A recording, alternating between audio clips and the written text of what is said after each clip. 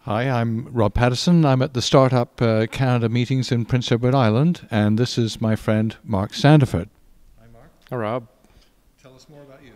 Oh, God, I'm a documentary filmmaker. I moved here to PEI about 14 years ago, and I've been just kind of making my own way as a documentary filmmaker ever since. Tell me how you're doing things differently as an entrepreneur and a filmmaker on Prince Edward Island. Well, it's differently in the sense that the film industry, there's a kind of a standard way that the film industry unfolds. There's kind of an industrial way of making films. But what's happening now is what we're doing here, which is a completely different approach to filmmaking. And so what I've embraced, and a lot of the people on the island here have embraced, is the opportunities that come along with that. Could you give me a bit more detail? Because I think what you're doing in film could actually help other people in other areas.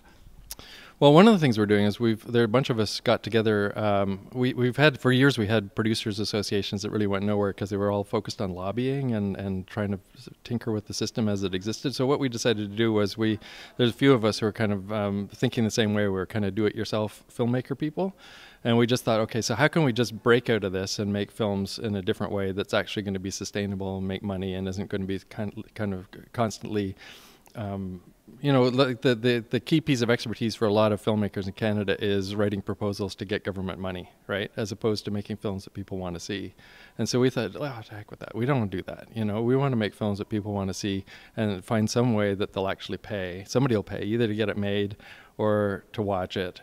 And that way, if we're making money, then there'll be more money to make more afterwards, and we aren't constantly waiting for the axe to fall in terms of government funding. So that's what we've done.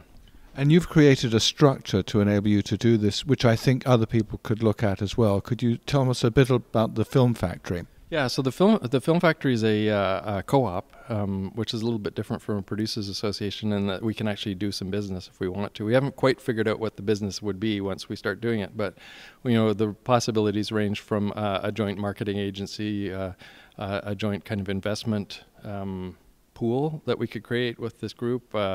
So I'm not exactly sure where the thing's going to go as a co-op, but what we decided to do is we brought together people who we defined as producers. And for us, the definition of producer is a little different from what it is normally in the industry, which is we're really interested in working with people who like to make things happen. Like, they don't want to just talk about making films, but they actually want to go out and make films. And so as a group, we have this kind of activist bias that kind of leads us to everything that we do. Like, if there isn't some kind of concrete outcome, if it isn't making it easier for us to actually make films, then we're not interested. All right, thank you very much indeed. Good.